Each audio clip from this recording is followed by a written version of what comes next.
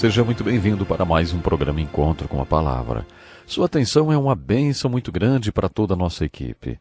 Nosso estudo já nos trouxe para a maior divisão da Bíblia, os profetas. Estamos estudando o primeiro profeta e suas profecias. O livro de Isaías é o primeiro livro profético e o maior livro da Bíblia, com 66 capítulos. No final do último programa, estávamos analisando a profecia referente ao manifesto do Messias quando ele viesse ao mundo. O manifesto está registrado no capítulo 60, um dos livros de Isaías. Diz assim: O Espírito do Soberano, o Senhor, está sobre mim, porque me ungiu para levar boas notícias aos pobres. Enviou-me para cuidar dos que estão com o coração quebrantado, anunciar liberdade aos cativos e libertação das trevas aos prisioneiros, para proclamar o ano da bondade do Senhor e o dia da vingança do nosso Deus, para consolar todos os que andam tristes e dar a todos os que choram em Sião uma bela coroa em vez de cinzas, o óleo da alegria em vez de pranto e um manto de louvor em vez de espírito deprimido. Eles serão chamados carvalhos de justiça, plantio do Senhor, para a manifestação da sua glória. No programa anterior estávamos analisando este manifesto e questionando o que ele quer dizer, o que ele significa para mim. A primeira aplicação que podemos tirar dele é que se você está cego, confuso, se não sabe nem diferenciar a mão esquerda da direita, se simplesmente não sabe o que fazer, então o ministério do Messias é dirigido a você. O seu manifesto declara que sua missão é satisfazer suas necessidades e tirar você desta cegueira. Se você é um desses cativos, se você está preso e não consegue fazer o que quer, se você não está fazendo o que quer, antes se limita a fazer aquilo que tem que fazer, aquilo que é levado a fazer, se você é viciado ou controlado por hábitos e desejos e lascívia e por todo tipo de correntes, se enfim você não é livre, então lembre-se, o ministério e a missão do Messias são dirigidos a você. Ele veio para pessoas como você porque ele quer ver você livre. Se você está em dificuldades porque a vida está muito difícil e deixou você machucado e ferido, lembre-se que Jesus veio para pessoas como você. Ele quer ver você curado. Ele quer ver você pleno e realizado. Essa é a primeira aplicação do manifesto do Messias profetizado por Isaías e confirmado pelo próprio Messias quando ele veio ao mundo. A segunda aplicação já foi mencionada, mas nós vamos repetir. Procure estar sempre preparado para observar se as pessoas com quem você se encontra, com quem você fala no dia a dia, estão cegas ou são cativas. Será que elas estão feridas ou magoadas? Procure ver se elas estão cegas e confusas e não sabem o que fazer. Se você perceber que elas não são livres e estão feridas, machucadas ou magoadas, lembre-se que Jesus Cristo quer alcançá-las através de você. Ele quer usar suas mãos e seus talentos. Ele quer alcançar os cegos, cativos e feridos de coração através de você.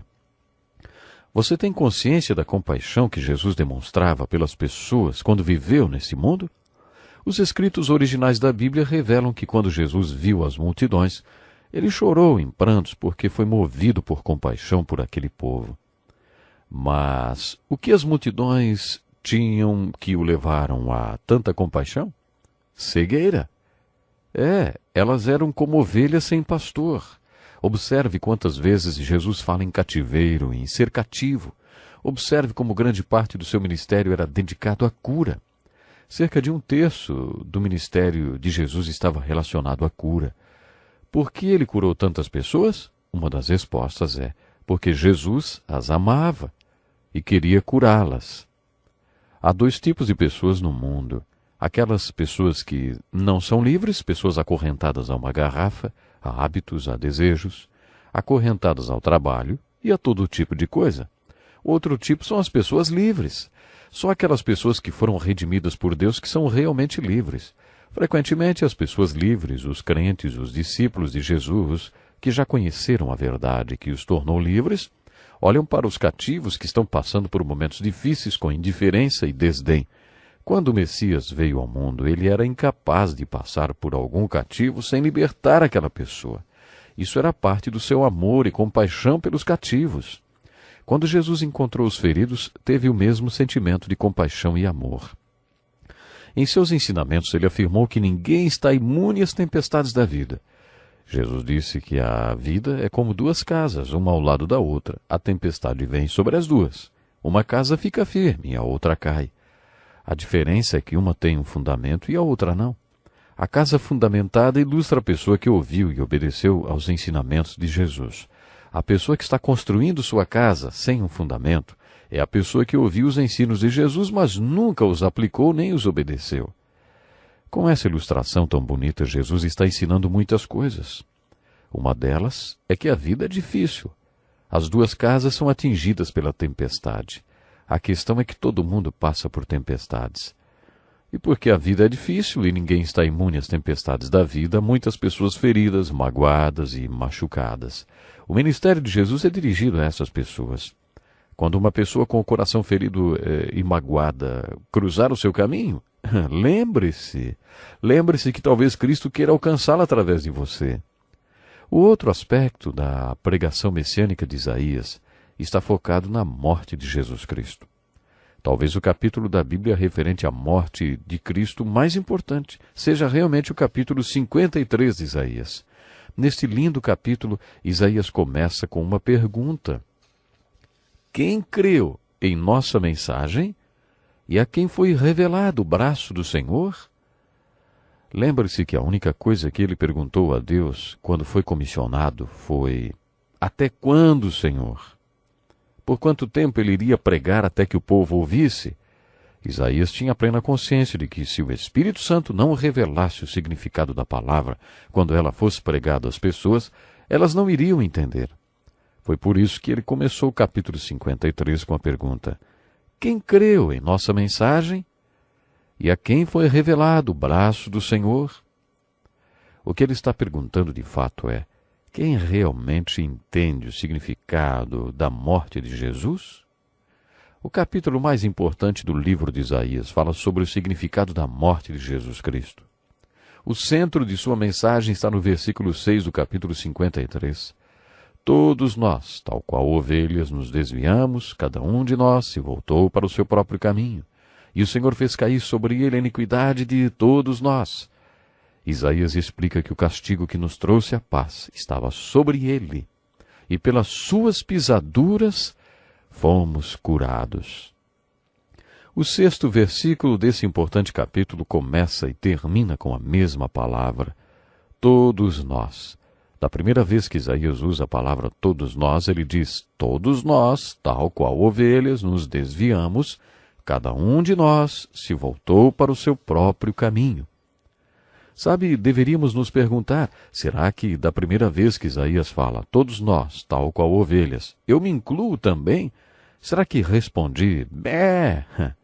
Será? Eu fiz a mesma pergunta quando estudamos o Salmo 23. O Senhor é meu pastor, de nada terei falta. Em verdes pastos me faz repousar e me conduz a águas tranquilas. Eu disse que isso significa duas coisas. Significa que o Senhor é meu pastor e que eu sou apenas uma ovelha. Existe outra passagem na qual a Bíblia nos exorta a dizer bé. É, isso mesmo. Quando Isaías disse todos nós, qual ovelhas, no capítulo 53, versículo 6. Você se incluiu? Nós nos desviamos, não é? Cada um de nós se voltou para o seu próprio caminho. Na segunda vez que Isaías usa a expressão todos nós, ele dá uma notícia boa. Da primeira vez, o todos nós de Isaías 53:6, acontece uma má notícia. Todos nós somos como ovelhas, todos nós somos pecadores, todos nós nos desviamos. Na segunda vez que Isaías usa a expressão todos nós, ele diz: e o Senhor fez cair sobre ele, Jesus, a iniquidade de todos nós. Neste todos nós que Isaías diz, você se inclui? Você está percebendo o que quero dizer? Da primeira vez que Isaías usou a expressão todos nós, você se incluiu. Se você confessar que também se incluiu ou se inclui na segunda vez que ele usou a expressão todos nós, então você está realmente confessando o que precisa confessar para crer no significado da morte de Jesus Cristo na cruz. O objetivo do capítulo 53 de Isaías é que você e eu entendamos e apliquemos o significado da morte de Jesus Cristo para nossos pecados. O que esse capítulo tão importante da Bíblia quer dizer e o que ele significa para você? Primeiro, este capítulo diz que você é um pecador, uma ovelha que saiu por aí seguindo seu próprio caminho. Essa é a má notícia do capítulo que você e eu precisamos confessar. Esse capítulo também traz a boa notícia de que Deus colocou sobre Jesus Cristo a iniquidade de todos nós.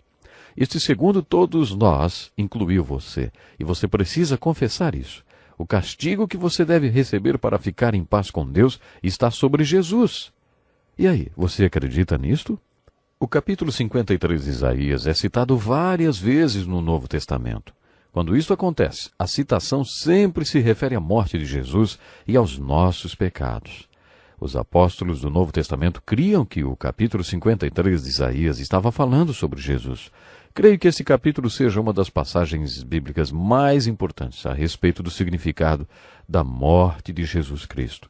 O significado da morte de Jesus Cristo está sintetizado em um versículo. Todos nós, tal qual ovelhas, nos desviamos. Cada um de nós se voltou para o seu próprio caminho. E o Senhor fez cair sobre ele a iniquidade de todos nós.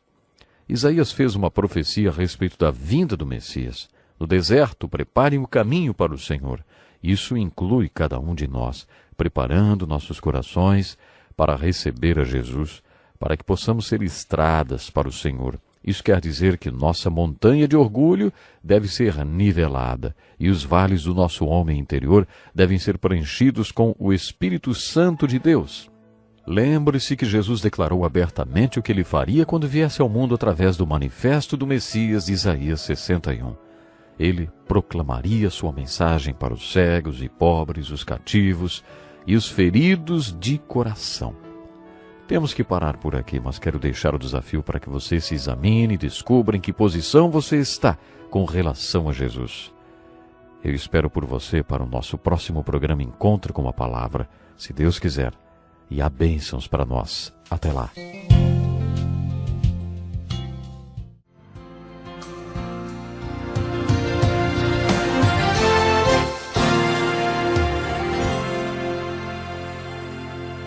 Seja muito bem-vindo para mais um programa Encontro com a Palavra. Aqui no nosso programa estamos estudando toda a Bíblia e é uma bênção para nós ter você conosco. Nossos estudos já nos trouxeram aos livros proféticos do Velho Testamento. Depois de termos estudado Isaías, o profeta dos profetas, estamos prontos para conhecermos outro profeta maior. Seguindo a sequência da Bíblia, o próximo profeta é Jeremias. Conhecido como profeta chorão, ele parecia estar sempre chorando. O seu coração estava ferido. Você já leu o livro de Jeremias?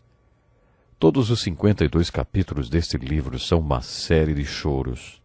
Por isso é muito difícil fazer um esboço dele.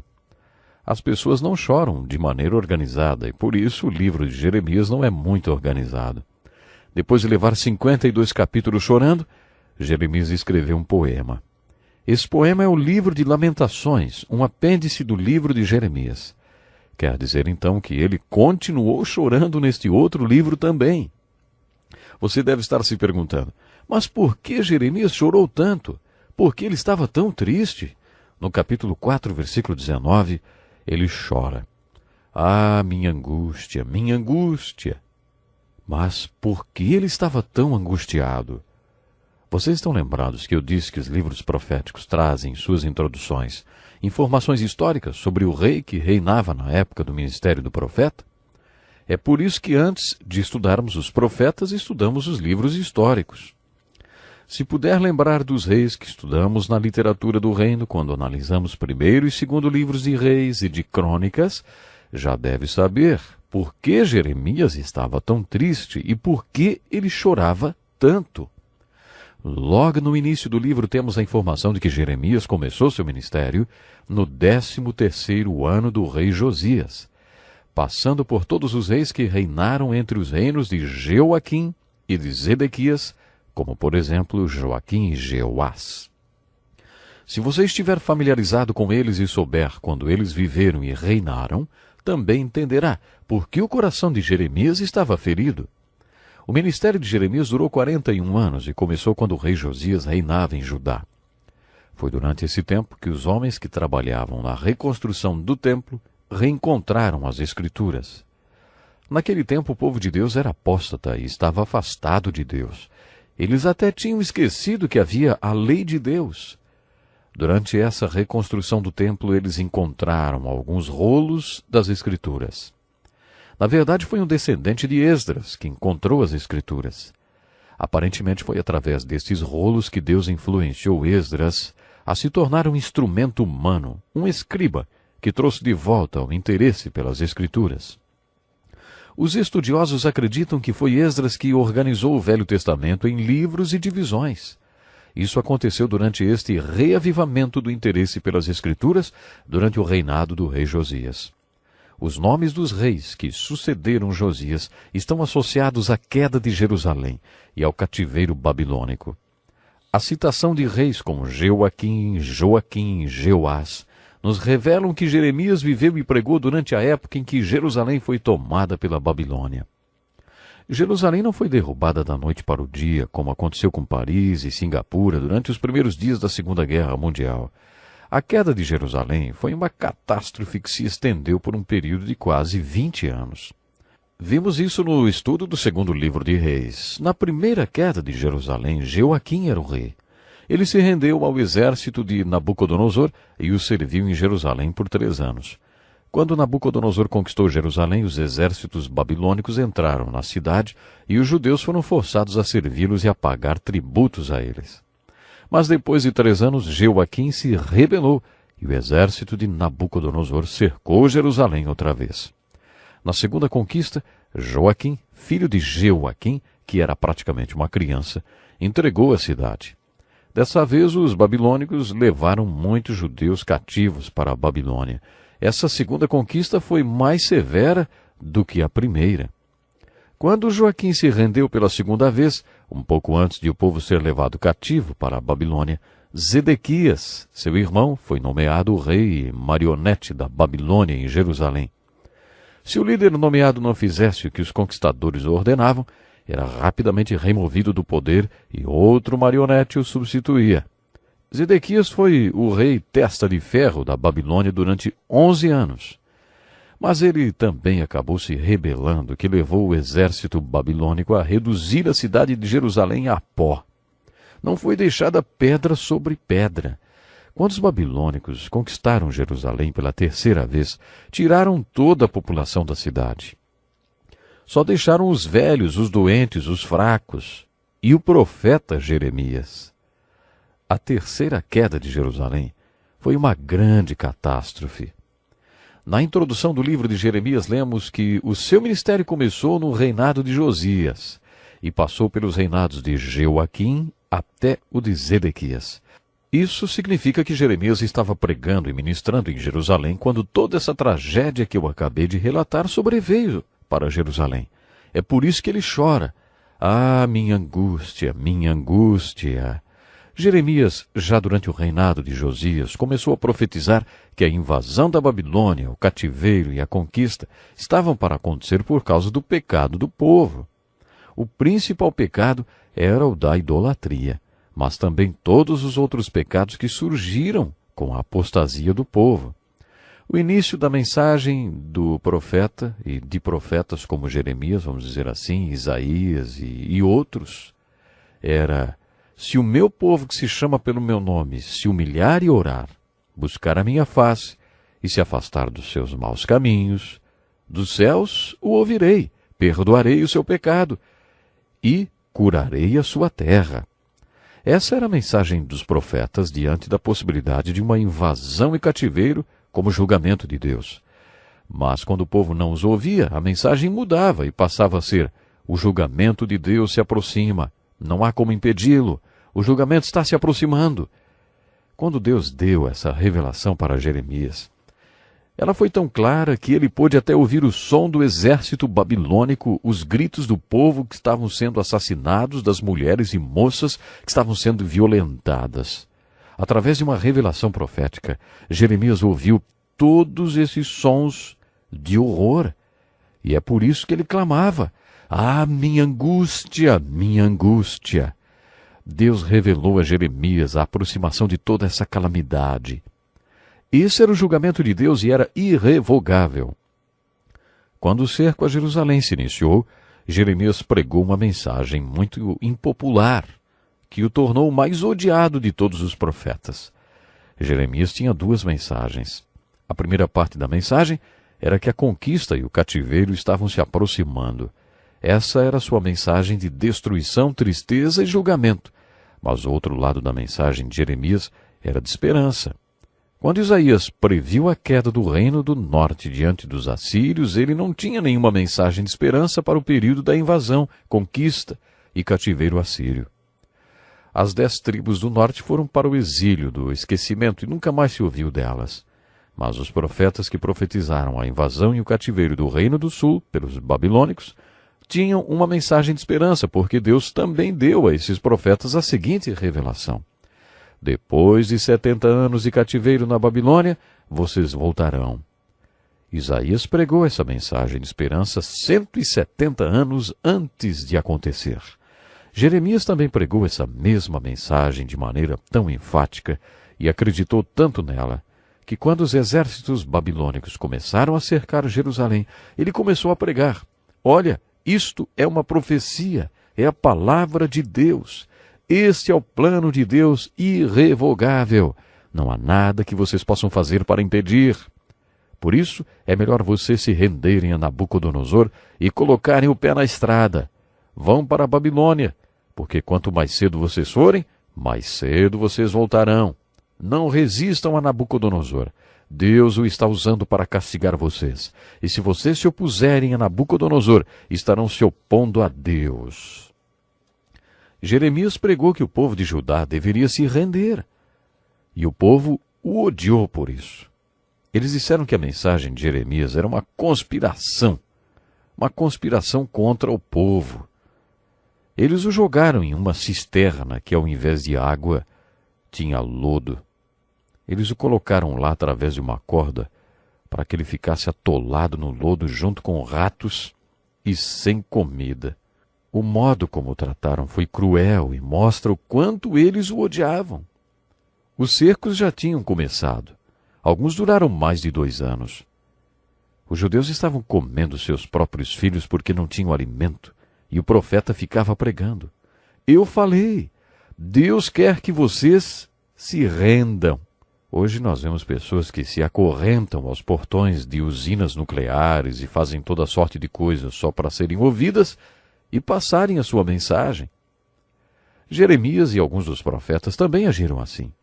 Eles faziam qualquer coisa para serem ouvidos. Eles usavam recursos como o sermão simbólico. Por exemplo, no capítulo 18, Jeremias fez um desses sermões que podemos chamar de o vaso reciclado. Ele disse que Deus o enviou à olaria. E enquanto ele estava lá, ele viu o oleiro fazer um vaso. O oleiro estava tentando fazer um vaso bonito, mas não estava ficando como ele queria. Desgostoso com o trabalho, o oleiro o espatifou no chão. Depois reciclou o barro e fez um vaso novo. Ele tentava dizer ao povo: vocês vão para a Babilônia, mas depois de 70 anos voltarão. Vocês não percebem? Vocês são o vaso. São os pedacinhos do vaso que o oleiro, o escultor, Deus está formando. Vocês não estavam ficando do jeito que Deus queria. Por isso ele está castigando vocês. Esse é o julgamento de Deus sobre suas vidas. Deus vai reciclar vocês e fazer um vaso novo. Quando vocês voltarem do cativeiro babilônico, serão novas criaturas. Vocês serão um vaso novo. É por isso que Jeremias dizia para eles saírem e colocarem o pé na estrada. Antes do cativeiro, os judeus eram idólatras, incorrigíveis. Depois do cativeiro babilônico, apesar de terem tido muitos problemas, eles nunca mais caíram na idolatria. Quando eles voltaram do cativeiro, eram vasos novos. Que aplicação incrível, não? Essa transição de vaso velho para novo pode ser agonizante, mas depois que o vaso é moldado, é maravilhoso. Termino deixando um desafio. Você já foi transformado em um vaso novo? Deus quer fazer algo lindo na sua vida. Deixe-o moldá-lo, assim como o oleiro molda o barro. Entregue a Deus o controle de sua vida. Eu conto com você no nosso próximo encontro com a palavra. Até lá.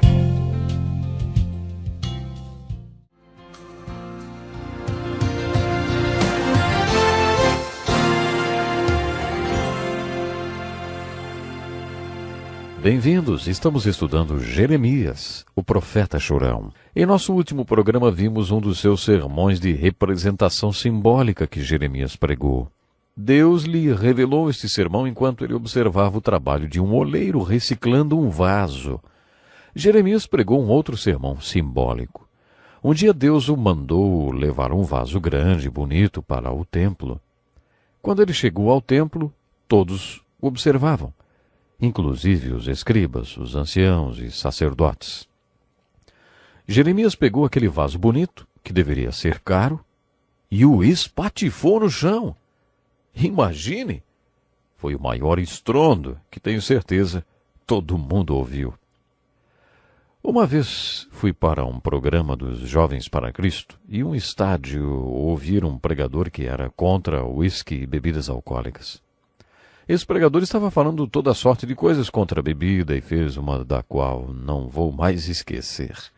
Ele estava segurando uma garrafa de uísque e num dado momento espatifou a garrafa no púlpito. Sabe, voou uísque e vidro para todo lado. Nunca vamos esquecer disso.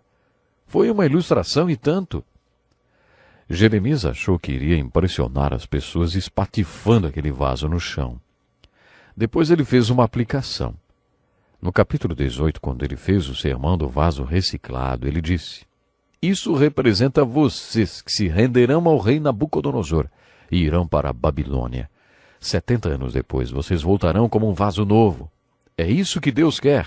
Quando ele jogou aquele vaso no chão, fez outra aplicação. Vocês estão enfrentando o rei Nabucodonosor como fez Zedequias, e estão se rebelando contra os babilônicos, e se recusam a se entregar. Vocês serão esmagados, como fiz com este vaso. Não haverá conserto nem retorno. Acabou para vocês. Vocês serão mortos. O povo de Judá odiava Jeremias por causa do sermão do vaso espatifado. Terminamos o último programa falando sobre a aplicação do primeiro sermão de Jeremias, o sermão do vaso reciclado. Seu segundo sermão é sobre o vaso que foi espatifado no templo. E a aplicação que fazemos destes dois sermões é a seguinte: há momentos em que todos nós que cremos em Jesus enfrentamos problemas, porque todos nós, tal qual ovelhas, nos desviamos, cada um de nós se volta para o seu próprio caminho. E temos vivido as consequências de sermos como ovelhas. No livro de Provérbios, Salomão diz que todos nós viveremos o terror do caminho que escolhemos. Deus usa as consequências das nossas escolhas para nos ensinar. É assim que crescemos. Algumas de nossas experiências deixam cicatrizes permanentes. Temos que ser reciclados, passar por várias tempestades até que o vaso novo seja formado. Depois de termos sido reciclados, temos que admitir, não trocaríamos o vaso novo pelo velho por nada deste mundo. Talvez você já tenha ouvido falar de Joni Eareckson, quadriplégica que, acomodada em uma cadeira de rodas, pinta quadros segurando o pincel com a boca. Ela não mexe em nenhuma parte do seu corpo, do pescoço para baixo. No seu filme, ela declara: "Prefiro estar nesta cadeira de rodas com Deus do que estar andando com meus próprios pés e sem Deus." O que essa moça quer dizer, hein? Ela era saudável e levava uma vida normal, mas sem Deus. Eu tive a oportunidade de conhecê-la pessoalmente. Quando quebrou o pescoço em um mergulho, Johnny passou por uma experiência de reciclagem de vaso velho para novo. Ela não iria querer passar por esse processo outra vez, mas esse processo agonizante a tornou um vaso novo. Ela não trocaria esse vaso novo com Deus pelo velho sem ele. Ela prefere estar sobre uma cadeira de rodas com Deus do que andando sem Deus. O sermão do vaso espatifado ilustra algo diferente. Às vezes, como resultado de nossas escolhas, adquirimos cicatrizes irreversíveis. Algumas cicatrizes saram, mas às vezes, quando fazemos nossas escolhas, quando pecamos, as consequências são absolutamente desastrosas e irreversíveis. Eu disse isso quando estudamos o pecado de Davi. Às vezes sua vida vira uma bagunça tão grande que fica impossível para você endireitar qualquer coisa. Era essa a situação quando Jeremias fez o sermão do vaso espatifado. As mensagens de Jeremias são muito impressionantes, mas às vezes nos cansamos de ouvir sobre destruição e tristeza. Até Jeremias disse que estava cansado de pregar o que Deus o mandou pregar. Jeremias adoraria poder pregar alguma coisa boa para o povo de Judá. Ele falou que Deus só o mandou pregar sobre calamidade, desastre e tragédia, e que gostaria de falar alguma coisa boa para aquele povo. Mas ele não tinha nada de bom para falar para Judá. A única coisa boa que ele tinha para falar era o sermão do vaso reciclado. Se vocês se renderem e forem para a Babilônia, voltarão como vasos novos. E essa era a parte boa do sermão de Jeremias. Quando Jeremias começou a pregar sua mensagem de esperança, como Isaías fez, ele entrou nas profecias messiânicas. Em vários trechos ele vai além do retorno do cativeiro babilônico e fala sobre a vinda do Messias, que é a grande esperança, não só para Judá, mas para todo o mundo. Você observará que existe o mesmo padrão nas profecias messiânicas de Isaías e de Jeremias. Jeremias tinha pregado a mensagem: se o meu povo, que se chama pelo meu nome, se humilhar e orar, buscar a minha face e se afastar dos seus maus caminhos, dos céus o ouvirei, perdoarei o seu pecado e curarei sua terra. Como o povo não ouviu sua pregação, ele sabia que teria que pregar que o cativeiro estava se aproximando. Jeremias fez muitos sermões para os que seriam levados cativos para a Babilônia. Os dois profetas sabiam que o povo seria levado cativo e, é claro, viam isso como uma calamidade. Se não fosse pelas pregações de Jeremias, eles não teriam esperança alguma. Vamos ver algumas das bonitas mensagens de Jeremias para o povo quando este estava sendo levado cativo. No capítulo 29, versículos de 11 a 14, lemos assim: Porque sou eu que conheço os planos que tenho para vocês, diz o Senhor. Planos de fazê-los prosperar e não de lhes causar dano. Plano de dar-lhes esperança e um futuro. Então vocês clamarão a mim, virão orar a mim, e eu os ouvirei. Vocês me procurarão e me acharão quando me procurarem de todo o coração. Eu me deixarei ser encontrado por vocês, declara o Senhor, e os trarei de volta do cativeiro. Eu os reunirei de todas as nações e de todos os lugares para onde eu os dispersei, e os trarei de volta para o lugar de onde os deportei, diz o Senhor. Esses trechos de esperança da pregação de Jeremias são um resumo do maravilhoso sermão que ele pregou para o povo de Judá antes deles serem levados para a Babilônia. Jeremias está dizendo: Deus tem planos para vocês e esses planos não vão prejudicá-los. Como pai carinhoso que é, ele está disciplinando vocês, mas é para o seu bem. Deus quer dar a vocês esperança e um futuro. Jeremias queria que eles entendessem que Deus quer dar ao povo algo pelo que esperar, algo que lhes conserve a fé. Enquanto eles estivessem na Babilônia, deveriam clamar a Deus e orar e buscar a Deus de todo o coração. Essa era a promessa de Deus. Se eles fizessem isso, Deus os ouviria e eles o encontrariam. E no fim, Deus os traria de volta do cativeiro. Que aplicação podemos tirar para a nossa vida do sermão de Jeremias, hein? A primeira coisa é que às vezes temos experiências de cativeiro. Não estou me referindo a ser prisioneiro de guerra ou qualquer coisa desse tipo, mas a estar espiritualmente cativo. Pense novamente no vaso reciclado. Talvez você tenha feito algumas escolhas que não foram sábias, e como resultado disso, Deus o levou a um período difícil de sua vida. Você talvez esteja comendo um banquete de consequências e experimentando todo o terror do caminho que escolheu. Como você responde à calamidade quando ela chega à sua vida, hein? Como você reage ao castigo de Deus? Será que você faz como Davi, que acertou com seu erro, ou acertou com o erro? Jesus ensinou sobre as duas casas que enfrentam a tempestade. Uma casa cai, mas a outra fica firme. A outra fica firme. A que ficou firme tem um fundamento que a outra não tinha. O que é esse fundamento, hein? O homem que tem a casa bem fundamentada é o homem que ouve, entende e aplica a palavra de Jesus. Isso significa que quando a tempestade vem sobre sua casa, ele responde com o fundamento da palavra de Deus. Jeremias disse ao povo que eles iriam para o cativeiro e que aquilo era irrevogável, eles não podiam evitar. Ele profetizou disposto a sofrer todo tipo de provação e perseguição por causa da sua mensagem. Ele acreditava em sua própria pregação porque ela tinha vindo de Deus. Todas as profecias de Jeremias se cumpriram. Os falsos profetas odiavam Jeremias. Jeremias deu outra mensagem simbólica usando um daqueles jugos de madeira que se coloca no boi para arar a terra. Ele colocou um desses jugos sobre si e pregou mais uma vez. Assim diz o Senhor dos Exércitos, o Deus de Israel: porei um jugo sobre o pescoço de todas essas nações, para fazê-las sujeitas a Nabucodonosor, rei da Babilônia, e elas se sujeitarão a ele. Ananias, um dos falsos profetas, desafiou Jeremias com um jugo quebrado nas costas. Assim diz o Senhor dos Exércitos, Deus de Israel: quebrarei o jugo do rei da Babilônia. Em 2 anos trarei de volta a este lugar todos os utensílios do templo do Senhor que Nabucodonosor, rei da Babilônia, tirou daqui. Ele desmentiu Jeremias dizendo que o cativeiro não duraria 70 anos. A isso Jeremias respondeu: escute, Ananias, o Senhor não o enviou. Mas assim mesmo você persuadiu esta nação a confiar em mentira. Por isso assim diz o Senhor: vou tirá-lo da face da terra. Este ano você morrerá, porque pregou rebelião contra o Senhor. 2 meses depois, Ananias morreu. Tudo o que Jeremias e outros profetas do Senhor profetizavam acontecia. A profecia deles era cumprida ao pé da letra.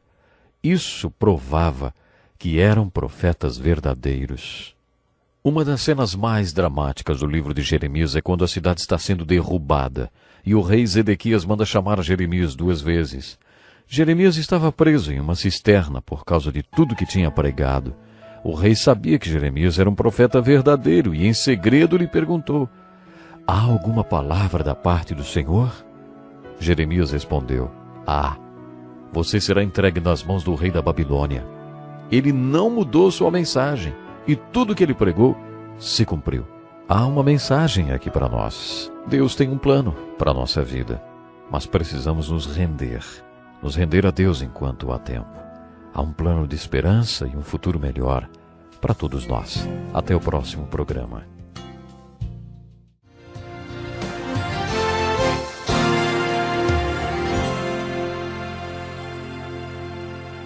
Não se glorie o sábio em sua sabedoria, nem o forte em sua força, nem o rico em sua riqueza, mas quem se gloriar, glorie-se nisto, em compreender-me e conhecer-me, pois eu sou o Senhor, e ajo com lealdade, com justiça e com retidão sobre a terra, pois é dessas coisas que me agrado, declara o Senhor.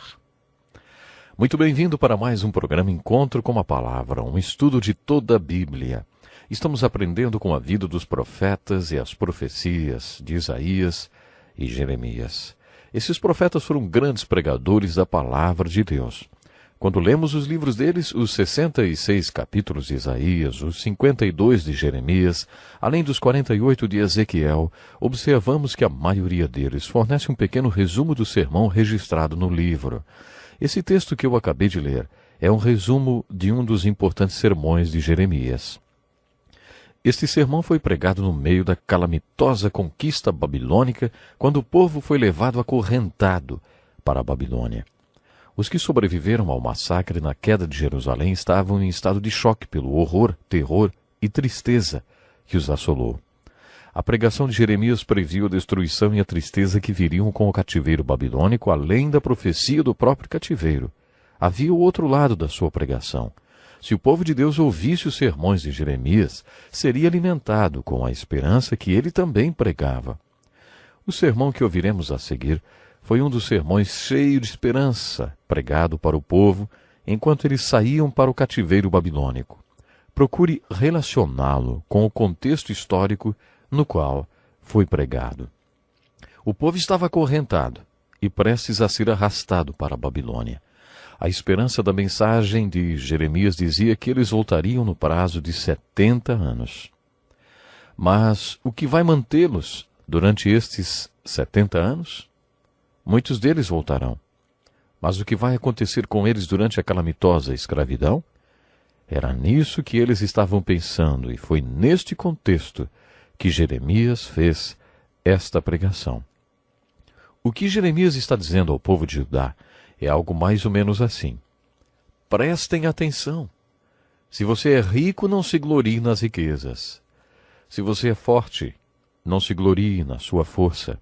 Se você é sábio ou teve boa educação, não se glorie na sua sabedoria ou no seu nível educacional.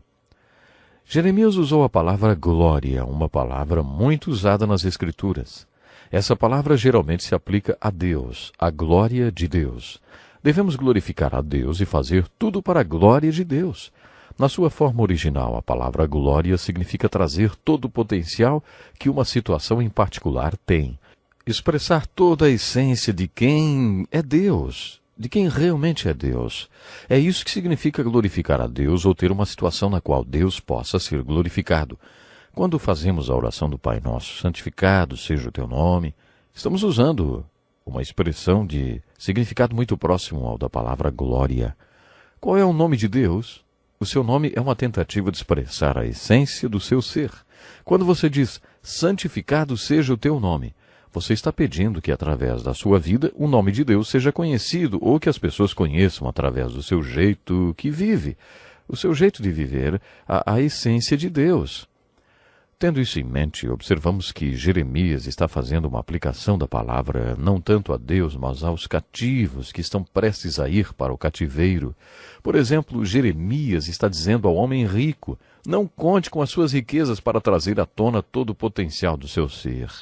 Eles tinham que ouvir isto porque eles tiveram todas suas riquezas confiscadas antes de irem para o cativeiro. Talvez eles tivessem se gloriado nas riquezas antes de Jerusalém cair. Jeremias estava dizendo aos ricos que eles não iriam mostrar todo o potencial deles através de suas riquezas. Da mesma forma, ele diz, homem sábio e esperto, agora que você está sendo levado cativo, não se ache tão esperto não, viu? E ainda, você homem forte, você não vai encontrar todo o seu potencial na força física, porque vai se tornar fraco. Você terá a força de um esqueleto. Jeremias está dizendo a esses cativos, sua realização e a essência do seu ser não é mais sua força, nem sua riqueza, nem sua educação e sabedoria. Vocês não poderão mais contar com a riqueza, nem com a força, nem com a sabedoria, nem com a educação para dar realização a vocês. Mas isso não foi tudo que ele pregou. Ele pregou essa mensagem negativa e também pregou uma mensagem positiva.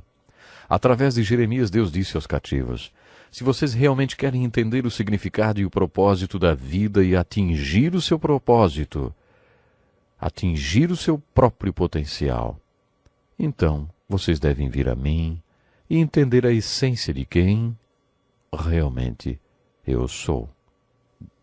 É assim que vocês vão descobrir na terra a essência do meu ser no céu.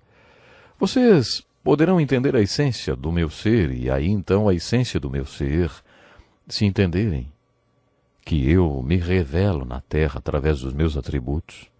Os atributos de Deus são tudo aquilo que forma a sua personalidade, o que Ele é. Como podemos conhecer a Deus?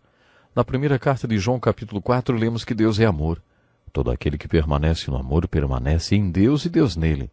Se Deus é esse amor específico, então entre em contato com esse amor específico e intercepte a expressão do seu amor. Aí você descobrirá Deus na terra, porque o amor é uma das formas pelas quais Deus expressa quem é Ele no céu. Nesse sermão tão importante, Jeremias está dizendo que Deus pode ser conhecido desta maneira, através do seu amor imutável e através da sua retidão e justiça. Será que o povo não foi arrastado para o cativeiro pensando em tudo isso? Eles certamente sabiam que não encontrariam realização nem satisfação em outro lugar. Se você conhece Deus como amor e retidão absoluta, se você vê Deus como justiça, se você conhece esses atributos que são uma expressão na terra do que Deus é no céu, então você tem algo que ninguém jamais tirará de você. Eles podem tirar sua força, suas riquezas, mas eles não podem tirar Deus de você se você realmente crê, se você verdadeiramente conhece Deus. Jeremias Denton foi um soldado na Guerra do Vietnã que se tornou conhecido por ter sido mantido prisioneiro por vários anos. Ele não foi o único, outros tiveram essa triste e difícil experiência. Ele ficou na prisão a qual chamaram de Hotel Hilton de Hanoi. Homens como Jeremias Denton foram confinados em solitárias, alguns por 4, 5, 6 e até 7 anos. No Hotel Hilton de Hanoi não havia a quem recorrer senão a Deus. Alguns encontraram uma forte realização e significado quando encontraram Deus. Eles descobriram quem é e realmente quem é Deus e o que Ele pode fazer. E quando encontraram a essência de Deus, descobriram a essência de quem eles deveriam ser também. Eles estavam presos em solitárias. Não encontraram nenhuma realização em riquezas, nem em força física. Eles encontraram realização em Deus. Essa foi a mensagem do profeta Jeremias para o povo de Judá, quando estava sendo levado cativo. Como eu já disse, Jeremias fazia pregações de representação simbólica. Ele pregou muito esse tipo de sermão. Podemos chamar um deles de o sermão da roupa suja. Jeremias se vestiu só com uma única tanga, uma roupa de baixo, durante meses. Depois ele a enterrou em um buraco no muro por meses para desenterrá-la. Depois, bem mais tarde, ela estava em decomposição, repleta de vermes. Você consegue ter uma ideia de como estava, hein? Tenho certeza que ele chamou a atenção de todo mundo carregando aquele pedaço de roupa íntima. Aí ele disse: "Vocês estão vendo isso? Está podre. Não presta mais para nada. Aos olhos de Deus vocês estão assim. Vocês adoram ídolos e são pecadores. Com essa vida que estão levando, vocês não prestam para mais nada. Deus vai tirar esse orgulho de vocês e reduzi-los a algo tão imundo como esse trapo que vocês estão vendo aqui." Tenho certeza que Jeremias conseguiu passar sua mensagem, mesmo que todos a tenham achado repulsiva. Nunca vi ninguém pregar no púlpito de uma igreja desse jeito. Se alguém pregasse assim em uma igreja, não ia conseguir repetir a dose em outra. Jeremias, entretanto, continuou com esse tipo de mensagem simbólica até o fim do cativeiro. No capítulo 32 e 33 do livro de Jeremias, lemos sobre mais uma das coisas excêntricas que ele fez. Ela aconteceu no auge do cerco a Jerusalém no final do reinado de Zedequias. Era a queda da cidade. Enquanto Jeremias estava na prisão, ele recebeu a seguinte revelação de Deus: Hanameel, filho de seu tio Salum, virá ao seu encontro e dirá: "Compre a propriedade que tenho em Anatote." Com Jerusalém sitiada, é claro que o mercado imobiliário estava em baixa, e que aquele não era o melhor lugar para se investir em imóveis logo ali tão próximo de Jerusalém. Só um louco faria isso. Mas nesta revelação Deus disse: "Eu quero que você compre essa propriedade." Hanameel foi ver o profeta na prisão e, é claro, disse a Jeremias: "Compre a propriedade que tenho em Anatote. Você tem o direito e o dever de comprá-la." Jeremias fez a maior encenação com a compra daquele imóvel. Chamou testemunhas, advogados, escribas e oficializou o negócio.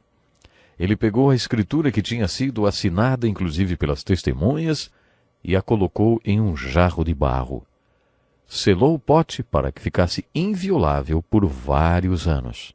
Então ele pregou: "Ouçam-me, eu já falei que vocês voltarão do cativeiro babilônico. Deixem-me mostrar que eu realmente acredito nisso. Acabei de comprar uma propriedade a apenas 5 quilômetros de Jerusalém. Vocês acham que eu faria isso se não tivesse absoluta certeza de que vocês voltarão?" No capítulo 32, Jeremias faz esse lindo sermão de esperança que continua no capítulo 33. Jeremias falou: "Assim diz o Senhor dos Exércitos, Deus de Israel: casas, campos e vinhas tornarão a ser comprados nessa terra." Com isso, ele estava tentando dizer: Deus vai restaurar a sorte de Israel, e eu quero que vocês saibam que eu creio realmente que Deus fará isso.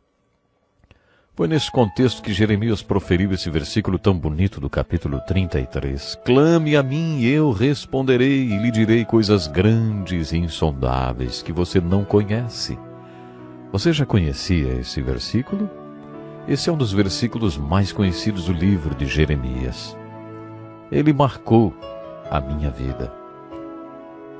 Foi com esse versículo que eu pude um dia começar um novo ano. Ele foi muito importante para mim. Mas infelizmente nosso tempo acabou. Conto com você no próximo programa. Até lá.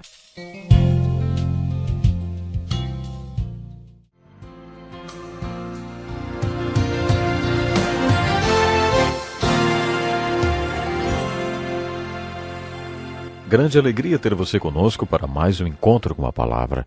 A sua atenção é muito importante para toda a nossa equipe. Pegue sua Bíblia e acomode-se. Estamos estudando o profeta Jeremias. Terminamos o último programa falando sobre o versículo 3 do capítulo 33 do livro de Jeremias. Clame a mim, e eu responderei e lhe direi coisas grandiosas e insondáveis que você não conhece. Você está lembrado do contexto histórico deste versículo? Este versículo foi escrito como parte do sermão de Jeremias, quando ele comprou uma propriedade um pouco antes de Jerusalém ser destruída pelos babilônicos. O auge do sermão é: todavia trarei restauração e cura para ela. Curarei o meu povo e lhe darei muita prosperidade e segurança. Neste lugar desolado, sem homens nem animais, haverá novamente pastagens onde os pastores farão descansar os seus rebanhos em todas as suas cidades. Tudo nas cidades dos montes de Cefalá, do Negueb e do território de Benjamim, como nos povoados ao redor de Jerusalém e nas cidades de Judá, novamente passarão ovelhas sob as mãos daquele que as conta. Como você vê, a pregação de Jeremias não era só sobre destruição e tristeza. Sua pregação era também de muita esperança. Essa esperança que ele pregava era a única que o povo de Judá tinha quando foi levado cativo para a Babilônia e Jerusalém foi destruída.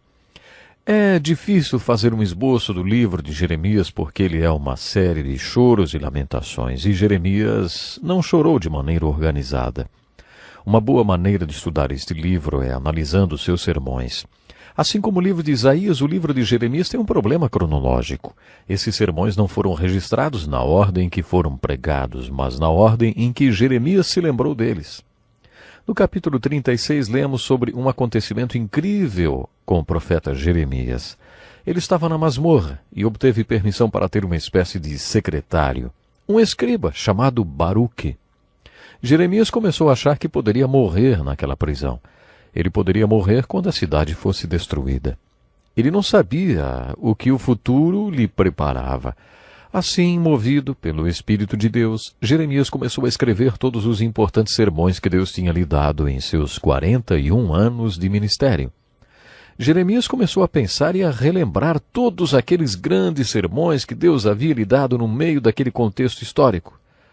Ele achou que aqueles sermões poderiam causar impacto em outras nações. Por isso, começou a registrá-los.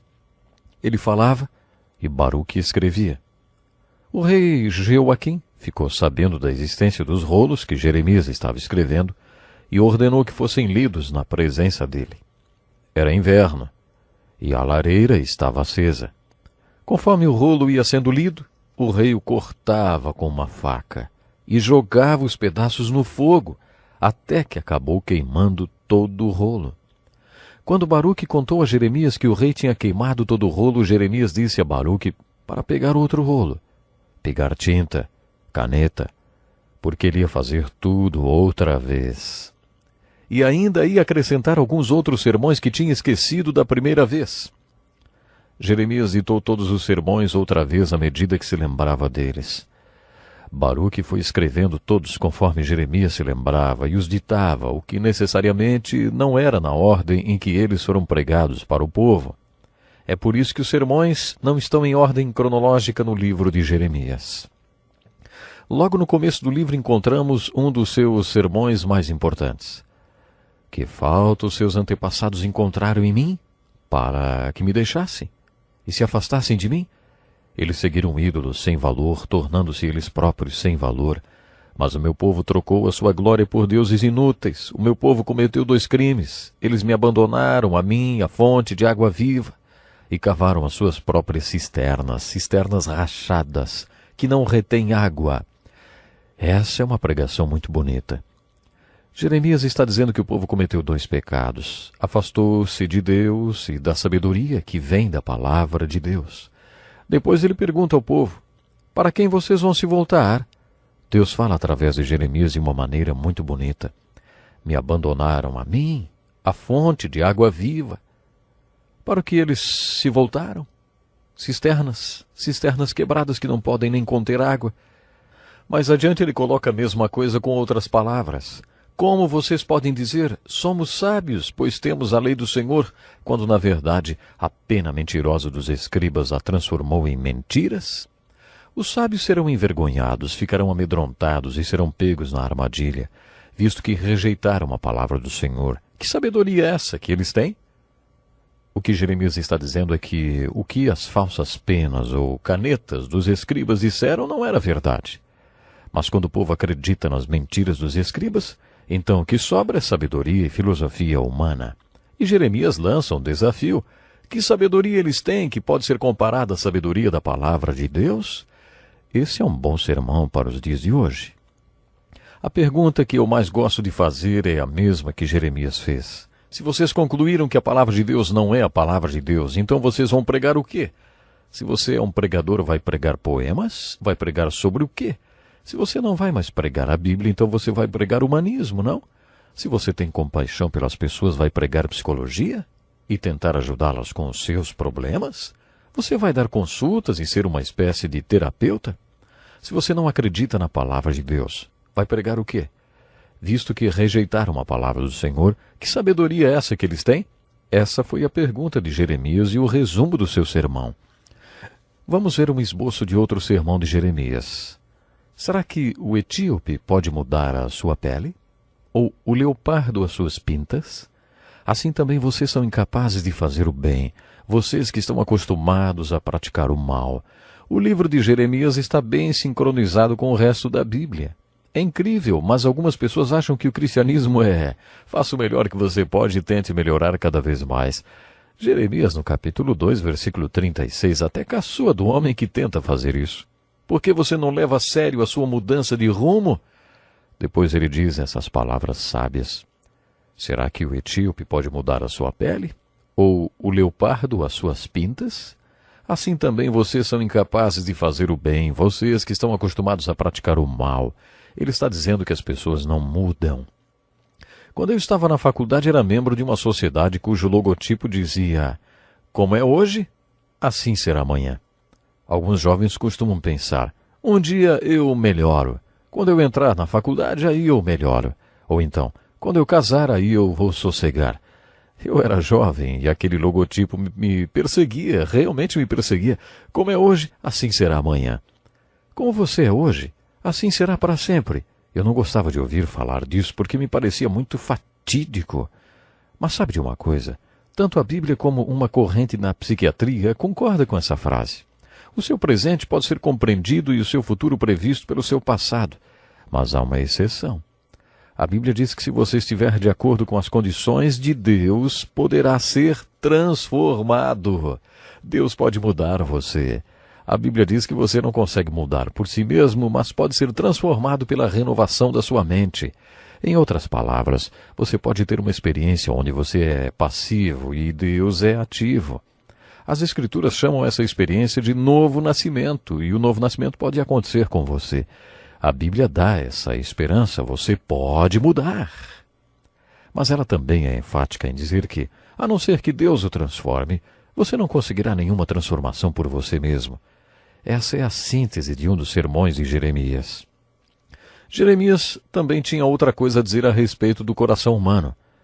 O coração é mais enganoso que qualquer outra coisa e sua doença é incurável. Quem é capaz de compreendê-lo? A resposta é: só Deus pode. Só Ele conhece os enganos do coração humano. Afinal de contas, o que é a natureza humana? De acordo com as Escrituras, a natureza humana é o principal problema com o qual Deus tem que lidar. O que é o coração humano? Vocês conhecem aquela historinha do macaco que diz: não culpe a gente pelo que o homem faz, nunca vi um macaco bater na companheira nem deixar seus filhos sem comida. Nenhum macaco jamais incinerou 6 milhões de outros macacos porque não gostava da cara deles. O homem já fez coisas terríveis. O homem descende, mas não do macaco. A questão é que o homem tem a capacidade de ser como Deus. Ele pode ser igual a Deus, mas também tem a capacidade de ser como Adolf Hitler. O homem tem a capacidade de fazer coisas que os animais jamais fariam. É isso que Jeremias está dizendo nesse versículo. Qual é o potencial do coração humano? Ele é desesperadamente enganoso. Quem pode conhecê-lo profundamente? Só Deus. De acordo com Jeremias, só Deus pode conhecer o coração humano. Eu me formei em psicologia. Quando terminei a faculdade, pensei que conhecesse tudo sobre o comportamento humano. Eu pensava que, se você tivesse um problema ou se achasse complicado resolver alguma coisa, poderia sentar comigo e eu o ajudaria a se encontrar. Só que comecei a encontrar exceções. Todos que eu consultava eram exceções, até que na posição de pastor cheguei à seguinte conclusão: Deus, eu não entendo essa gente. Parece que cada um que conheço é uma exceção às regras. Tenho vontade de jogar os livros fora porque as pessoas simplesmente não se encaixam. Aí, deparei-me com o versículo de Jeremias. O coração é mais enganoso que qualquer outra coisa e sua doença é incurável. Quem é capaz de compreendê-lo? Você já sabe a resposta para essa pergunta? Claro, só Deus conhece o coração humano. Por isso Davi, em sua sabedoria, buscou a Deus, seu analista todo-poderoso. E ele fez a oração do final aí do Salmo 139. Sonda-me, ó Deus, e conhece o meu coração. Prova-me e conhece as minhas inquietações. Vê se em minha conduta alguma coisa te ofende e dirige-me pelo caminho eterno. Só a Deus você pode dizer tal coisa, porque só Ele conhece o seu coração. Como o seu coração é enganoso, mais do que todas as coisas, você deve se achegar a Deus e dizer: Senhor, eu não conheço o meu próprio coração, e eu nem posso. Por isso, Senhor, tira a tampa do meu coração e mostre-me o que não deveria estar lá. Tire a tampa da minha mente e mostre-me os pensamentos que não deveriam estar lá, porque quero andar no caminho eterno. Você pode ler muitos outros sermões de Jeremias. Medite neles. Você descobrirá um dos maiores pregadores que já viveu. Você vai amar o profeta que pregou na época em que a queda de Jerusalém estava acontecendo. Querido ouvinte, Deus conhece o seu coração. Você pode ter enganado sua família, seus amigos e até você mesmo, mas você não pode enganar a Deus. Ele conhece você. Deus o abençoe. Leia o livro de Jeremias. A profecia de Jeremias será uma bênção na sua vida. Até o próximo programa.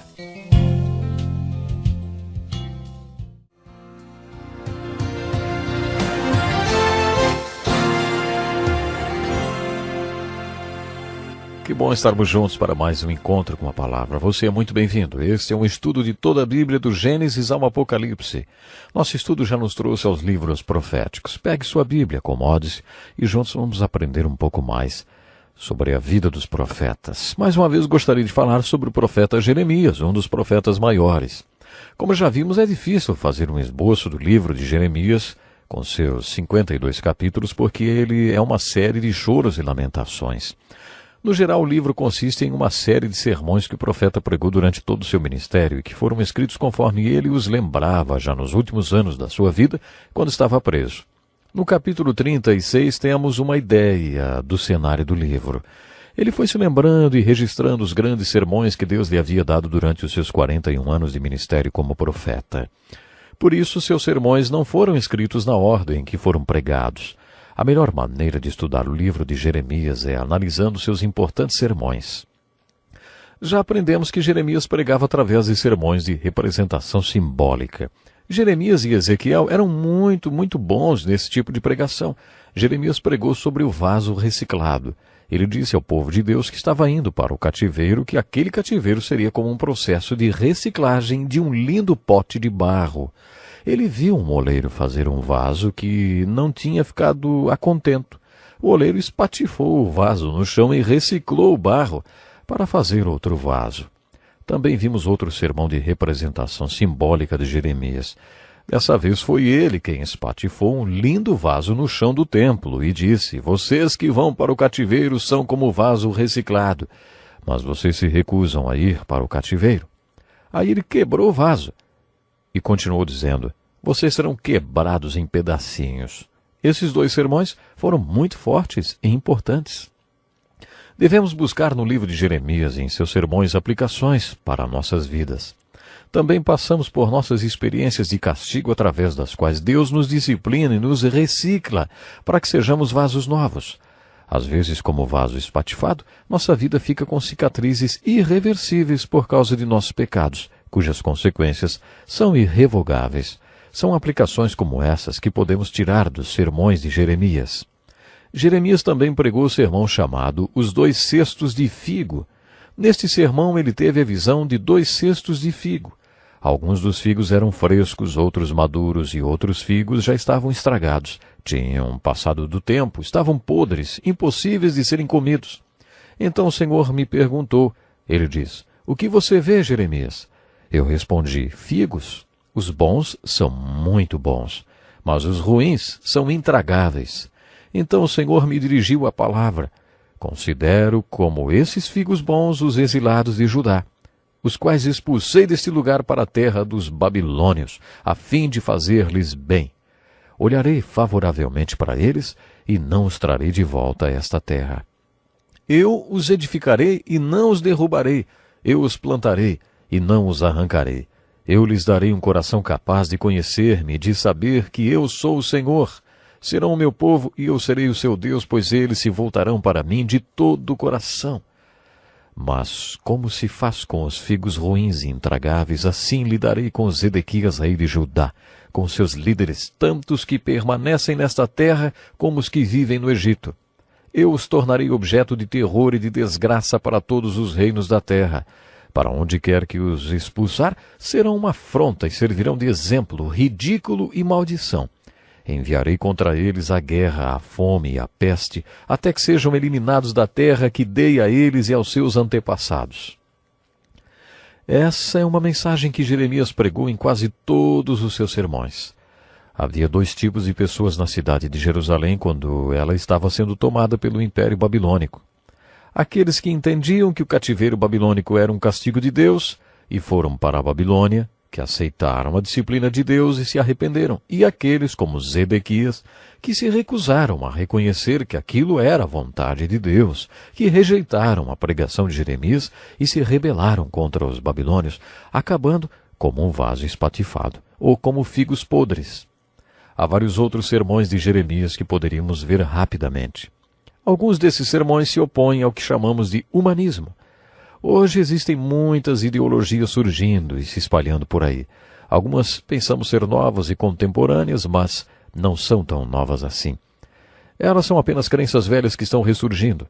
Essas ideologias, como o humanismo, valorizam as capacidades do homem e são encontradas na história antiga. O humanismo proclama: "Sou o mestre do meu destino, o capitão da minha alma." O humanista declara: "O que eu sou me leva ao que eu faço. Você é o que você pode fazer. Você tem tudo que precisa para realizar. Você pode. É apenas uma questão de autoconfiança. Acredite em você." Mas quando estudamos as vidas de homens como Moisés, descobrimos exatamente o oposto. Vemos o lado espiritual atuando em suas vidas. Eu não sou, mas Ele é Deus. E Ele está comigo. Eu não posso, mas Ele pode. E Ele está comigo. Jeremias vai exatamente no sentido contrário ao pensamento humanista quando prega sermões como o capítulo 10. "Eu sei, Senhor, que não está nas mãos do homem o seu futuro. Não compete ao homem dirigir os passos." Atente para mais esse versículo. Diz assim: "Maldito é o homem que confia nos homens, que faz da humanidade mortal a sua força, mas cujo coração se afasta do Senhor." A seguir, Jeremias apresenta a declaração positiva da verdade. "Mas bendito é o homem cuja confiança está no Senhor, cuja confiança nele está." Esta filosofia é exatamente o oposto da filosofia humanista. Tem muita gente que não acredita que precisa de um pastor. Muitas pessoas nunca dizem bé, como ovelha, né? Parece que nunca tiveram um problema que não puderam resolver. Essas pessoas acreditam na genialidade do homem, na sua intelectualidade, e acham que todos os talentos que o homem tem são tudo o que elas precisam. Ei, você precisa de um pastor. Você precisa de uma revelação de Deus e de uma força dinâmica da parte de Deus para obedecer a essa revelação. Estes são os ensinamentos. Essa é a filosofia dos profetas. Como já disse, o coração de Jeremias estava ferido. No capítulo 8 ele clamou: "A tristeza tomou conta de mim. O meu coração desfalece. Ouça o grito de socorro da minha filha, do meu povo. Grito que se estende por toda essa terra. O Senhor não está em Sião? Não se acha mais ali o seu rei? Passou a época da colheita, acabou o verão e não estamos salvos. Estou arrasado com a devastação sofrida pelo meu povo. Choro muito e o pavor se apodera de mim. Não há bálsamo em Gileade? Não há médico? Por que será então que não há sinal de cura para a ferida do meu povo? Essa era a visão de Jeremias diante da catastrófica conquista da Babilônia e do cativeiro que se seguiu. A tristeza de Jeremias diante da conquista e do cativeiro babilônico é a razão de ser chamado de profeta chorão. No capítulo 4, Jeremias apresenta a cura para a apostasia do povo, para o pecado que trouxe tanta calamidade. Assim diz o Senhor ao povo de Judá e de Jerusalém: lavrem seus campos não arados, e não semeiem entre os espinhos. Purifiquem-se para o Senhor, sejam fiéis à aliança, homens de Judá e habitantes de Jerusalém. Se não fizerem isso, a minha ira se acenderá e queimará como fogo por causa do mal que vocês fizeram. Queimará e ninguém conseguirá apagá-la. Esse sermão de Jeremias é lindo e sua mensagem é semelhante à mensagem da parábola do semeador, que Jesus contou, registrada nos evangelhos. Jesus disse que quando a palavra de Deus é pregada é como se um agricultor tivesse lançado as sementes na terra. Ainda hoje, se você for à Terra Santa, verá lá nos vales os camponeses com um saco embaixo do braço, espalhando sementes. De acordo com Jesus, as sementes caíram em 4 tipos diferentes de solo, que ilustram as 4 respostas diferentes ao ensino ou à pregação da palavra de Deus. O primeiro solo foi pisado e a semente não penetrou. Jesus disse que essas são as pessoas que ouvem a palavra de Deus, mas em cujas mentes a palavra não penetra, elas não a compreendem. Os pássaros vêm e a levam embora. Jesus interpretou assim: o diabo vem e rouba as palavras de suas mentes antes que elas tenham a chance de refletir sobre elas. De acordo com Jesus, o segundo tipo de pessoa é aquele que, quando ouve o ensino ou a pregação da palavra de Deus, a palavra penetra em suas mentes, mas não em seus corações. A semente penetra, mas o solo é pedregoso e por isso as raízes não são profundas. Quando vem o sol, a planta seca e não dá fruto. Jesus disse que o terceiro tipo de pessoa é como um bom solo para as sementes. Não há nada que impeça o desenvolvimento da semente, mas é um solo com ervas daninhas que sufocam a planta, e aí ela nunca frutifica. Jesus explicou que a palavra penetra em suas mentes e em seus corações. São pessoas que realmente querem fazer o que a palavra de Deus ordena, mas elas são vencidas pelos cuidados do mundo, pelos enganos das riquezas e pelos prazeres. Essas ervas daninhas e espinhos sufocam a planta, impedindo-a de dar fruto. Jesus explicou que o quarto tipo de solo é um solo que não tem nenhum problema. As sementes produzem fruto a 100, 60 e 30 por 1. Jesus estava enriquecendo a mensagem de Jeremias. Jeremias usou a mesma ilustração no capítulo 4 do seu livro. Ele estava pronto para pregar a palavra para o povo de Deus quando clamou: lavrem seus campos não arados. Lavrem seus campos não arados. Ele usa uma metáfora muito clara quando diz: não semeie entre espinhos. O sermão de Jeremias tinha muitas aplicações. Todos os problemas e circunstâncias pelos quais o povo estava passando eram uma preparação do solo, dos seus corações, para que a semente da palavra de Deus fosse semeada. Em outras palavras, Jeremias estava dizendo: tudo o que vocês estão passando é para chamar sua atenção. Vocês estão chegando no ponto certo para ouvirem a palavra de Deus. Quando Jesus ensinou a parábola do semeador, diz: aquele que tem ouvidos para ouvir, ouça. É muito importante a maneira como você ouve a palavra de Deus. Jesus estava ensinando como deveríamos tratar a palavra de Deus. Lavrem seus campos não arados. Deus está preparando o solo da sua vida para a palavra que Ele tem para você. Portanto, lavre o solo da sua vida e prepare-o para receber a semente da palavra de Deus. Será que seu coração está pronto para receber a mensagem de Deus? Deus quer ter um relacionamento com você e você pode ter um relacionamento com Ele. Você acredita nisso? Se você acredita, não fique só na palavra. Viva de acordo com o que acredita. Aprendemos essa aplicação maravilhosa com o sermão de Jeremias. Vou ficar por aqui. Até o próximo programa.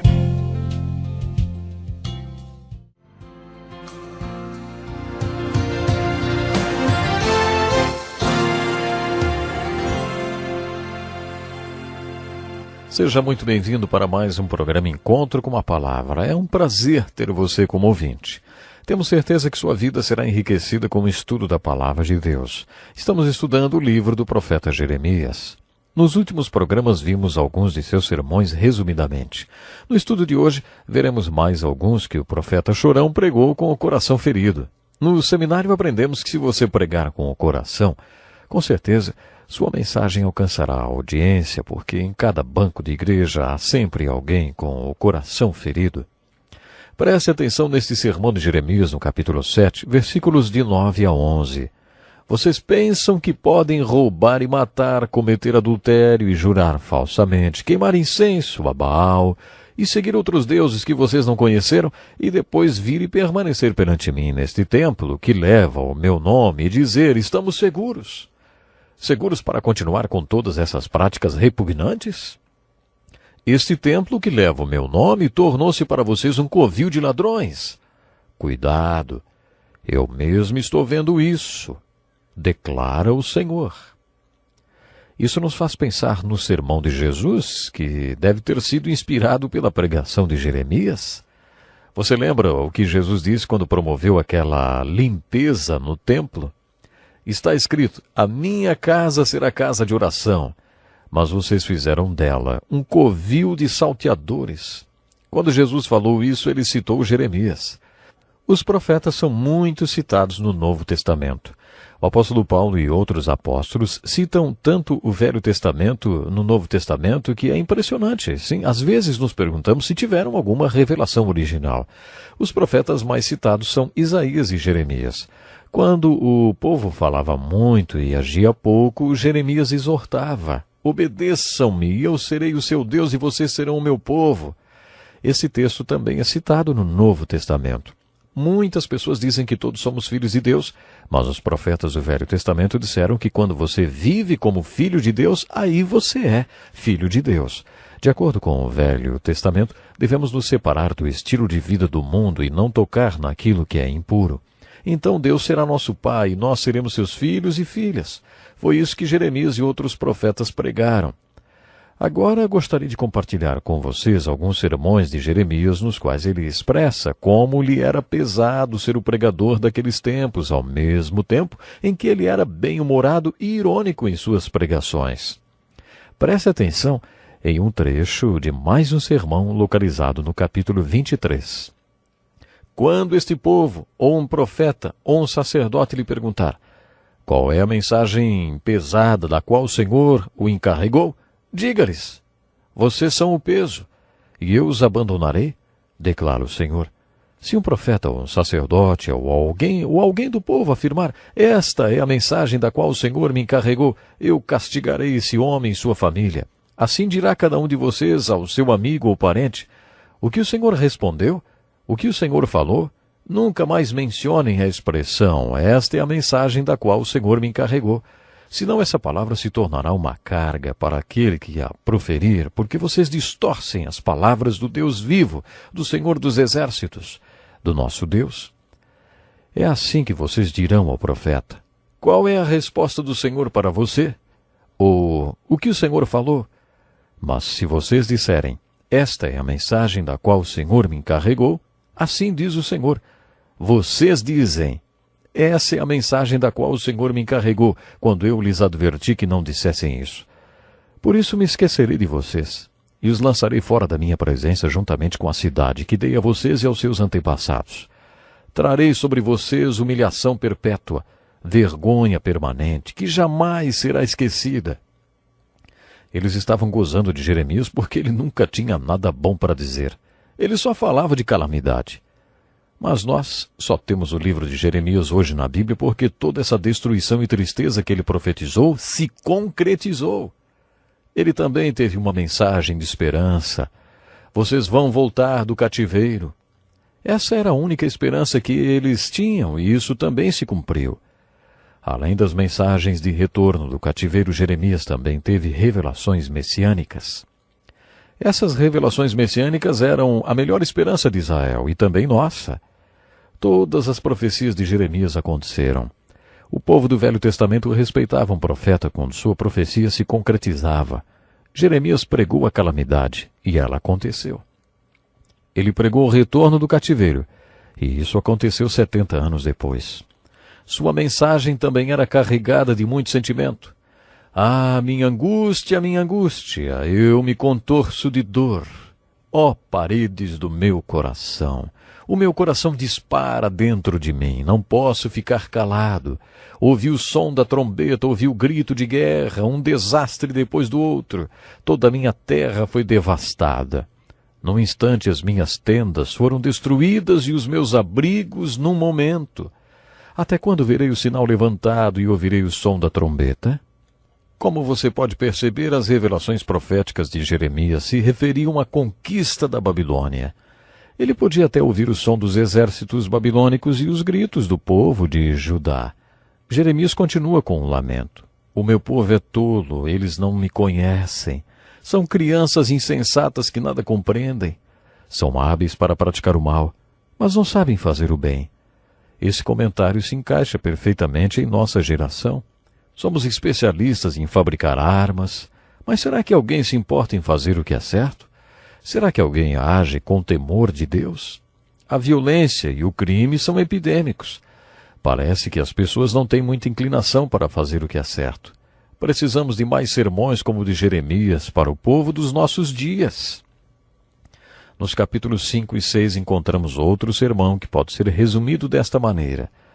Uma coisa espantosa e horrível acontece nesta terra. Os profetas profetizam mentiras, os sacerdotes governam por sua própria autoridade, e o meu povo gosta dessas coisas. Mas o que vocês farão quando tudo isso chegar ao fim? Desde o menor até o maior, todos são gananciosos. Profetas e sacerdotes igualmente, todos praticam o engano. Eles tratam da ferida do meu povo como se não fosse grave. Paz, paz, dizem quando não há paz alguma. Em outras palavras, não se pode curar uma ferida simplesmente negando que ela esteja lá.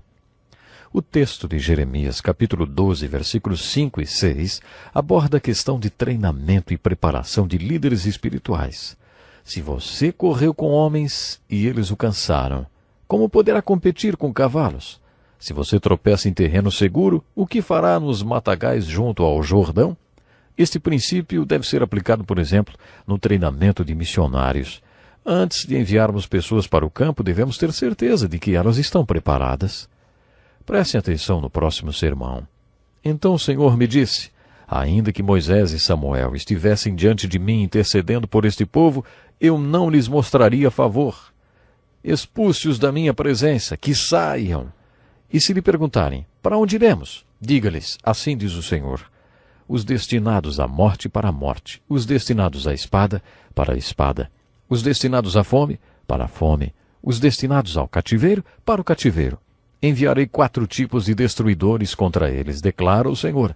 A espada para matar, os cães para dilacerar, as aves do céu e os animais selvagens para devorar e destruir. Eu farei deles uma causa de terror para todas as nações da terra, por tudo que Manassés, filho de Ezequias, rei de Judá, fez em Jerusalém. Más notícias. Eles atingiram um ponto que o julgamento tinha que ser o cativeiro, e foi isso que o Senhor mandou que Jeremias pregasse. Mas junto com esse tipo de mensagem, ele sempre dava uma mensagem de esperança também. No capítulo 16, a palavra de Jeremias assemelha-se à palavra de Paulo em 1 Coríntios 7, quando, diante de toda a perseguição que a igreja estava passando, Paulo aconselhou o povo a permanecer solteiro se ainda não fosse casado. Vocês estão lembrados desse estudo? Confira a semelhança do conselho de Paulo com o de Jeremias no capítulo 16. Ele deu alguns conselhos ao povo para aqueles momentos difíceis de calamidade, conquista e cativeiro. Então o Senhor me dirigiu a palavra dizendo, não se case, nem tenha filhos ou filhas neste lugar, porque assim diz o Senhor a respeito dos filhos e filhas nascidos nesta terra, e a respeito das mulheres que forem suas mães, e dos homens que forem seus pais. Eles morrerão de doenças graves, ninguém pranteará por eles. Não serão sepultados, mas servirão de esterco para o solo. Perecerão pela espada e pela fome, e os seus cadáveres serão o alimento das aves e dos animais. Em tempos difíceis como esses, o conselho era não se casar. O sermão do capítulo 17 é quase como uma oração. Cura-me, Senhor, e serei curado. Salva-me e serei salvo, pois Tu és aquele a quem eu louvo. Nós não estamos realmente salvos até que Deus nos salve. Não somos realmente curados até que Deus nos cure. Há salvamentos que só o Senhor pode dar e curas que só Ele pode fazer. Quando você tiver esse discernimento, então acabará orando e pregando como Jeremias. Cura-me, Senhor, e serei curado. Salva-me e serei salvo, pois Tu és aquele a quem eu louvo. Nos capítulos 31 a 33, Jeremias faz um importante sermão messiânico. Apesar de Isaías ser o profeta que mais escreveu profecias messiânicas, Jeremias também escreveu algumas. Essa é muito bonita. Eu o amei com amor eterno, com amor leal o atraí. Porei a minha lei no íntimo deles e escreverei nos seus corações. Serei o Deus deles, e eles serão meu povo. A partir daí, Jeremias profetiza a respeito do Messias. Se você estiver familiarizado com a história dos hebreus, tanto a contemporânea como a antiga, que temos estudado um pouco aqui, saberá que todos os profetas profetizaram a respeito da dispersão do povo de Deus depois dos cativeiros. Eles também profetizaram a respeito do retorno da dispersão. O retorno da dispersão não se refere apenas a quando eles voltam da Babilônia. Outra dispersão e outro retorno são profetizados. Temos presenciado este retorno durante nossa geração. Em 1948, vimos Israel tornar-se uma nação. A profecia do retorno geográfico para a terra de Israel aconteceu. Entretanto, todos esses profetas profetizaram em textos como este, um retorno espiritual de Israel. Isso ainda não aconteceu. Se você quiser saber o que vai acontecer no mundo, mantenha seus olhos fixados em Israel e nestas profecias messiânicas dos profetas, e você entenderá o que vai acontecer ao mundo. Vou me despedir hoje com as palavras escritas em Jeremias e que Deus também está dizendo para você. Eu o amei com amor eterno, com amor leal o atraí. Até o próximo programa.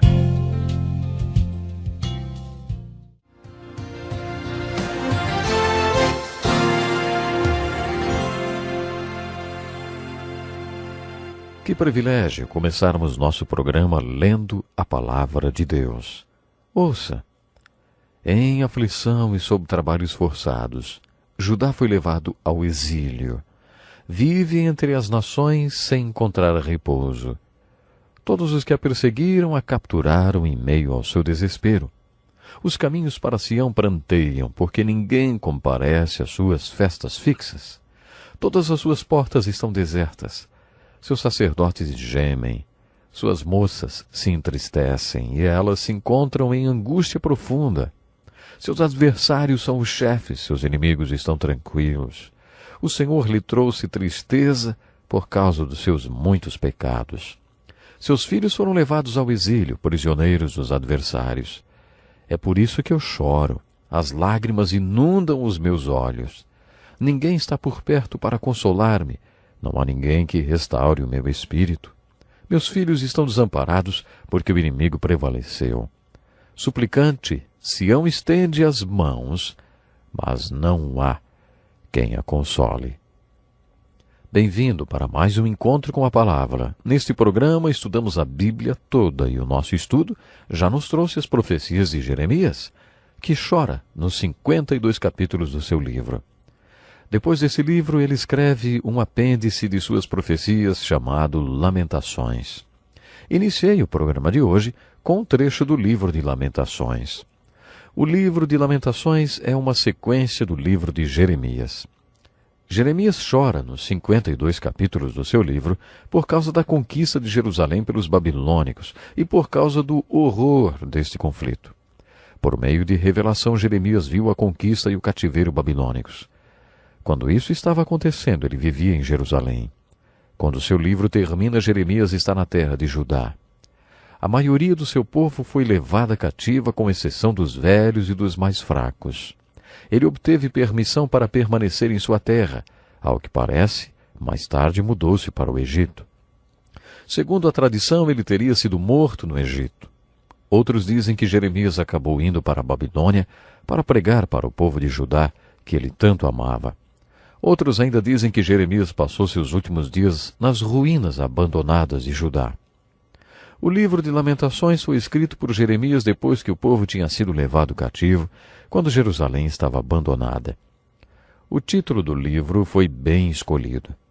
O profeta chorão ainda está chorando porque a terra havia sido conquistada e do povo que ele amava tanto, os que não foram assassinados, foram levados cativos e feitos escravos em uma terra distante. Então, do povo que ele amava tanto, na verdade, não tinha sobrado ninguém. O livro de Lamentações fala de um problema compartilhado pelos profetas Ezequiel e Daniel. O fato deles crerem que Deus só habitava no seu templo. A glória Shekinah estava literalmente no Santo dos Santos do Templo de Salomão em Jerusalém. Onde estava Deus para o povo que estava vivendo na Babilônia então? O Deus que eles deveriam amar e adorar estava em Jerusalém. É por isso que Daniel orava virado para Jerusalém. Daniel acreditava que Deus estava em Jerusalém. Um dos problemas dos profetas do cativeiro era que eles achavam que estavam separados de Deus. Para eles, Jerusalém era literalmente a cidade de Deus, e eles se sentiam separados de sua cidade santa e do seu Deus santo. Jeremias escreveu o livro de Lamentações sentado em um monte. Hoje existe um lugar chamado Gruta de Jeremias. Uma característica interessante deste lugar é que ele está localizado em um monte chamado Gólgota. A Gruta de Jeremias é bem no Calvário, onde Jesus Cristo morreu pelos pecados do mundo. A tradição diz que foi neste lugar que Jeremias escreveu o livro de Lamentações. Acho isso muito interessante porque foi neste lugar que Jeremias fez orações como esta: Ah, Jerusalém, quem pode restaurá-la? O que torna o livro de Lamentações tão interessante é ver que no mesmo lugar onde Jeremias fez esta oração, Deus não apenas restaurou Judá, como o mundo todo, morrendo pelos seus pecados. Se considerarmos esse livro sob o aspecto literário, ele é uma obra de 5 poemas, divididos em 5 capítulos. Cada capítulo é um poema separado e 4 deles são poemas acrósticos. Um poema acróstico é aquele cujo primeiro verso começa, por exemplo, com a letra A, o segundo com a letra B, até a letra Z. Cada um desses poemas, então, é organizado em ordem alfabética no hebraico. O capítulo 3 passa 3 vezes pelo alfabeto hebraico. O capítulo 5 não é acróstico como os outros. Todos são muito bonitos. Isso faz do livro de Lamentações uma obra-prima. O que faz esta linda manifestação literária estar entre os livros sagrados é a sua mensagem inspirada. A mensagem central do livro de Lamentações, escrita com tanta arte e emoção, é a tragédia da conquista e do cativeiro babilônico. Chora amargamente à noite e as lágrimas rolam pelo seu rosto. Jeremias está falando de sua amada nação. Nos dias da sua aflição e do seu desnorteio, Jerusalém se lembra de todos os tesouros que lhe pertenciam nos tempos passados. Quando seu povo caiu nas mãos do inimigo, ninguém veio ajudá-la. Suas portas caíram por terra. Suas trancas ele quebrou e destruiu. O seu rei e os seus líderes foram exilados para diferentes nações e a lei já não existe. Seus profetas já não recebem visões do Senhor. Os líderes da cidade de Sião sentam-se no chão em silêncio, despejam pó sobre a cabeça e usam vestes de lamento. As moças de Jerusalém inclinam a cabeça até o chão. Meus olhos estão cansados de chorar, minha alma está atormentada, meu coração se derrama, porque o meu povo está destruído, porque crianças e bebês desmaiam pelas ruas da cidade. Eles chamam as suas mães. Onde estão? Onde estão o nosso pão e o vinho? Ao mesmo tempo em que desmaiam pelas ruas da cidade, como os feridos, e suas vidas se desvanecem nos braços de suas mães. Que posso dizer a seu favor? Com que posso compará-la, ó cidade de Jerusalém? Com que posso assemelhá-la, a fim de trazer consolo, ó Virgem, ó cidade de Sião? Sua ferida é tão profunda quanto o oceano. Quem pode curá-la? As visões dos seus profetas eram falsas e inúteis. Eles não expuseram o seu pecado para evitar o seu cativeiro. As mensagens que eles lhe deram eram falsas e enganosas. Todos os que cruzam seu caminho batem palmas. Eles zombam e meneiam a cabeça diante da cidade de Jerusalém. Esta é a cidade que era chamada a perfeição da beleza, a alegria de toda a terra. Jeremias descreve com mais detalhes as agonias do cativeiro e conquista pelo inimigo. Ele escreve assim: como o ouro perdeu o brilho, como o ouro fino ficou embaçado, como os preciosos filhos de Sião, que antes valiam seu peso em ouro, hoje são considerados como vasos de barro, obra das mãos de um oleiro. Aqueles que se adornavam de púrpura hoje estão prostrados sobre montes de cinza. A punição do meu povo é maior do que a de Sodoma, que foi destruída num instante sem que ninguém a socorresse. Os que foram mortos à espada estão melhor do que os que morreram de fome, os quais, tendo sido torturados pela fome, definham pela falta de produção das lavouras. As mulheres têm sido violentadas em Sião e as virgens nas cidades de Judá. Os líderes foram pendurados por suas mãos. Aos idosos não se mostra nenhum respeito. Os jovens trabalham nos moinhos, os meninos cambaleiam sob o fardo da lenha. Os líderes já não se reúnem junto às portas da cidade. Os jovens cessaram a sua música. Dos nossos corações fugiu a alegria, nossas danças se transformaram em lamentos. A coroa caiu da nossa cabeça. Ai de nós, porque temos pecado. Tu, Senhor, reinas para sempre. Teu trono permanece de geração em geração. Restaura-nos para ti, Senhor, para que voltemos. Renova os nossos dias, como os de antigamente. Essa é a triste mensagem do livro de Lamentações. Vocês já me ouviram falar várias vezes, esse é o livro da Bíblia que eu mais gosto. Tenho o hábito de falar isso para todo livro que ensino. Uma coisa posso dizer com certeza: o livro de Lamentações não é o meu preferido, não. E realmente uma coisa temos que admitir sobre o profeta Jeremias: ele sempre nos surpreende. Depois de falar de tristeza e destruição e calamidade, desastre e escuridão, ele vem com um raio de luz e traz uma bonita revelação ou profecia, que geralmente é messiânica. É o que acontece no capítulo 13, Lamentações. Ele atinge o pior ponto de suas lamentações no capítulo 3. Assim ele escreve: fez-me comer ervas amargas e fartou-me de mel. Quebrou os meus dentes com pedras e pisoteou-me no pó. Tirou-me a paz. Esqueci-me o que é prosperidade. Por isso digo, meu esplendor já se foi, bem como tudo que eu esperava do Senhor. Lembro-me da minha aflição e do meu delírio, da minha amargura e do meu pesar. Lembro-me bem disso tudo e a minha alma desfalece dentro de mim. E parece que suas lamentações não vão mais terminar. Mas aí ele fica positivo. Todavia lembro-me também do que pode me dar esperança, ele escreve. Graças ao grande amor do Senhor é que não somos consumidos, pois as suas misericórdias são inesgotáveis. Renovam-se a cada manhã. Grande é a sua fidelidade. Digo a mim mesmo: a minha porção é o Senhor, portanto, nele porei a minha esperança. O Senhor é bom para com aqueles cuja esperança está nele, para com aqueles que o buscam. É bom esperar tranquilo pela salvação do Senhor. É bom que o homem suporte o jugo enquanto é jovem. Leve-o sozinho e em silêncio, porque o Senhor o pôs sobre ele. Põe o seu rosto no pó. Talvez ainda haja esperança. Ofereça o rosto a quem o quer ferir e engula a desonra, porque o Senhor não o desprezará para sempre. Embora ele traga tristeza, mostrará compaixão. Tão grande é o seu amor infalível, porque não é do seu agrado trazer aflição e tristeza aos filhos dos homens. Você viu o que Jeremias fez no capítulo 3? Ali no Gólgota, no lugar que chamam de Gruta de Jeremias, em meio a tanto desânimo, lamentando pela tragédia do cativeiro e pela conquista da Babilônia, Deus dá a ele uma revelação. Ele diz que há um raio de esperança. Que raio de esperança é esse? Graças ao grande amor do Senhor é que não somos consumidos, pois as suas misericórdias são inesgotáveis, renovam-se cada manhã. Foi essa a revelação que Jeremias teve ali. Deus nunca deixa de nos amar e o nosso pecado jamais será maior do que o seu amor por nós. Até o nosso próximo programa.